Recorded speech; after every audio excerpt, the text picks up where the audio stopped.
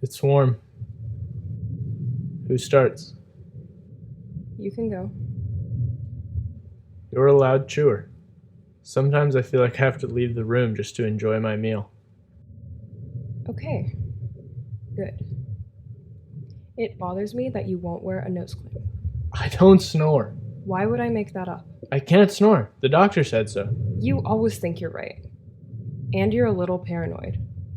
Feels like I'm being watched in my own home. You take a long time to answer texts or phone calls. You don't wait for everyone to get their food before you start eating. That's a dumb rule. Are you peeing? I was. Do you know if this thing has a filter? I feel like that's a safe assumption. No, it's not. You make too many assumptions. You have no respect for personal space. I can't believe I have to sit here in your stale urine. You'll be fine.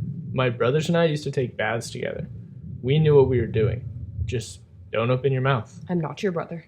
And frankly, your family is not a prime model of good behavior. And yours is? Better? The Thanksgiving before she died, you were getting something from the pantry. It was just me and your mom, and she shifted in her seat, let out this massive fart, blamed it on the dog. Why wouldn't you tell me that? I don't know. Thought I might ruin your perception of her.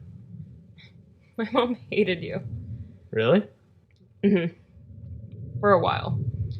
I think she saw too much of my dad in you. A little controlling, big planner. I mean, she came around. Eventually. Like you.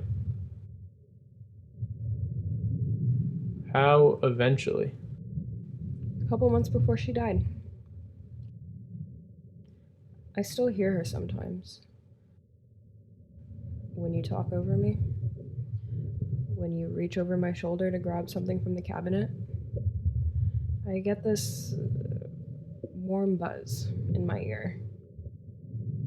Like a little bee floating in my head. Telling me to get out. I should have gone to see her. But it felt like you were holding me there. Like I couldn't leave. I liked your mom. I did too. Last spring, after you went to visit your sister, you came back and looked so happy. I was. I thought you cheated on me.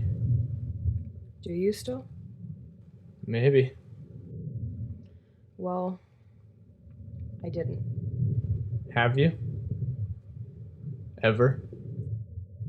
A few months after we started seeing each other. Called you up.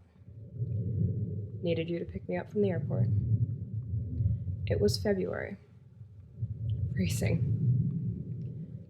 You said you were tied up. Sent Roger. He still had that blue Subaru. Stick. We came to an intersection and he downshifted.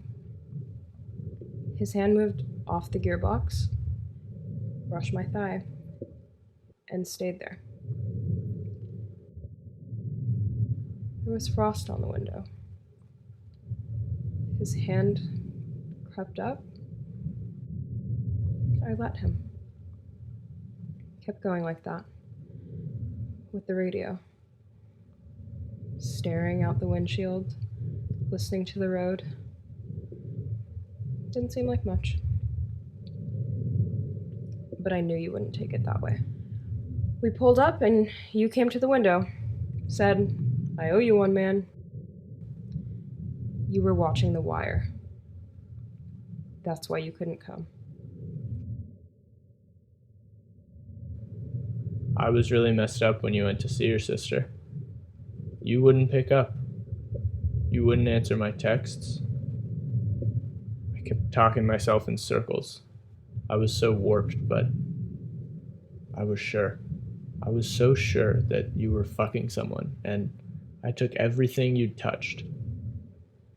Your clothes, books, our sheets, stuffed it all in the garage. Roger, he talked me out of it. Had me unpack everything before you came through the door.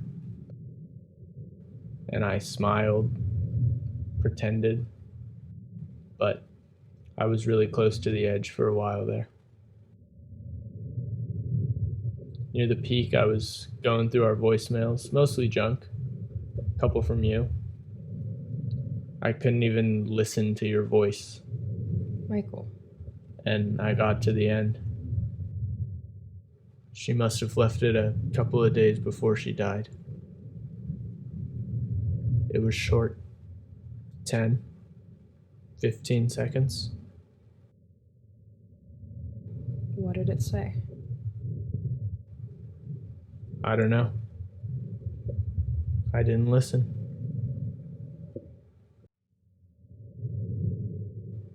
Your turn.